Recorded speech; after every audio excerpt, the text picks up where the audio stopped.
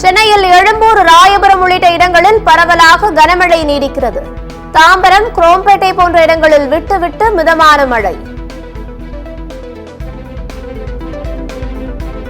சென்னையில் அடுத்த 3 மணி நேரத்திற்கு கனமழை தொடர வாய்ப்பு. வானிலை மையம் தகவல். தென்மேற்கு வங்கக்கடலில் நிலவி வந்த குறைந்த காற்றழுத்த தாழ்வு பகுதி ஆழ்ந்த காற்றழுத்த தாழ்வு பகுதியாக வலுப்பெற்றது. சென்னை, செங்கல்பட்டு, திருவள்ளூர், காஞ்சிபுரம் உள்ளிட்ட 13 மாவட்டங்களில் மழைக்கு வாய்ப்பு.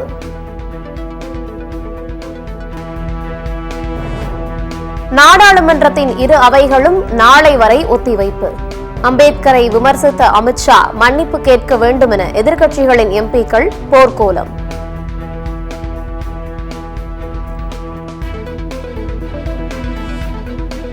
அம்பேத்கரை அவமதிக்கும் வகையில் பேசியதாக மத்திய அமைச்சர் அமித்ஷாவுக்கு எதிராக உரிமை மீறல் notice. Trinamool Congress MP Derek O'Brien நடவடிக்கை.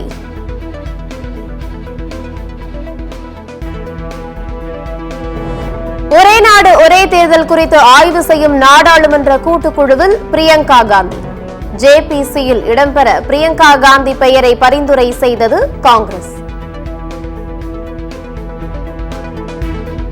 கொள்கை தலைவர் அம்பேத்கரை அவமதிப்பதை ஒருபோதும் அனுமதிக்க முடியாது. மத்திய உள்துறை அமித்ஷாவுக்கு தாவேக தலைவர் விஜய் கண்டனம்.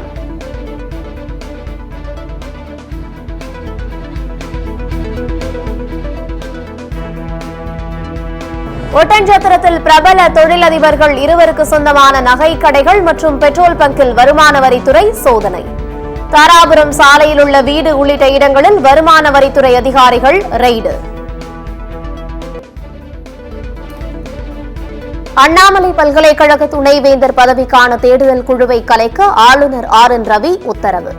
தமிழக அரசுடன் மீண்டும் மோதும் ஆளுநர்.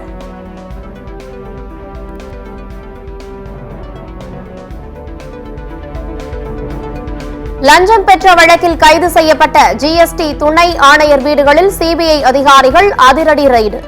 கைது செய்யப்பட்ட துணை ஆணையர் சரவணகுமாரை 31ஆம் தேதி வரை சிறையில் அடைக்க உத்தரவு.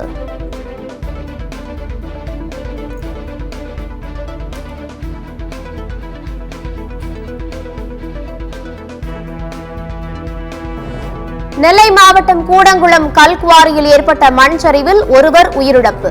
மண் சரிவில் சிக்கியவர்களை மீட்கும் பணிகள் தீவிரம்.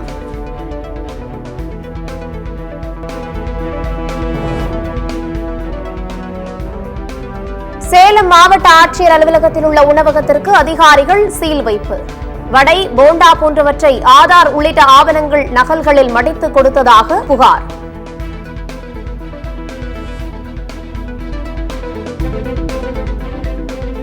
மழை காரணமாக OMR சாலையில் போக்குவரத்து பாதிப்பு. வாகனங்கள் தேங்கி நின்றதால் மக்கள் அவதி. கள்ளச்சாராய விற்பனையை தடுக்க தமிழக அரசு எந்த நடவடிக்கையும் எடுக்கவில்லை. பாமக நிறுவனர் ராமதாஸ் குற்றச்சாட்டு.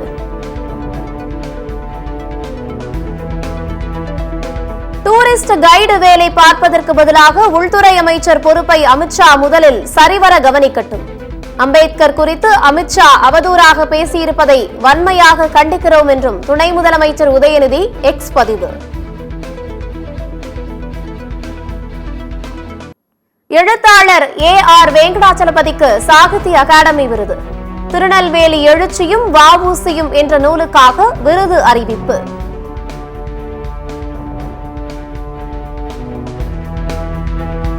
கேரம் உலக சாம்பியனான சென்னையை சேர்ந்த வீராங்கனை காசிமாவுக்கு 1 கோடி ரூபாய் பரிசு அறிவித்தது தமிழ்நாடு அரசு.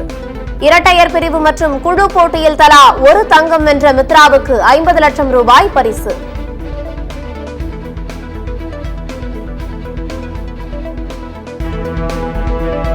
அம்பேத்கர் விஸ்வரூபம் எடுக்கிறார். சனாதன சக்திகளின் சதி திட்டம் தோற்கடிக்கப்பட்டுவிடும். திருமாவளவன் திட்டவட்டம்.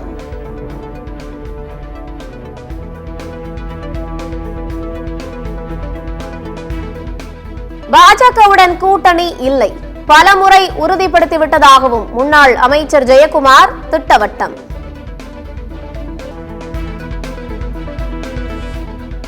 பூட்டான் எல்லைப் பகுதியில் ஊடுருவி 22 கிராமங்களில் கட்டுமான பணிகளை தொடங்கியது சீனா.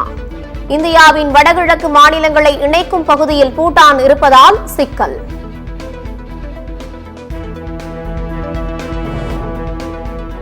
ஆதார் கார்டை இலவசமாக புதுப்பிக்கும் காலக்கெடு அடுத்த ஆண்டு ஜூன் 14ஆம் தேதி வரை நீட்டிப்பு. பொதுமக்கள் கோரிக்கையை ஏற்று மீண்டும் நீட்டிக்கப்பட்டது. ரஷ்யாவின் அணு ஆயுத படைகள் தலைவர் படுகொலை.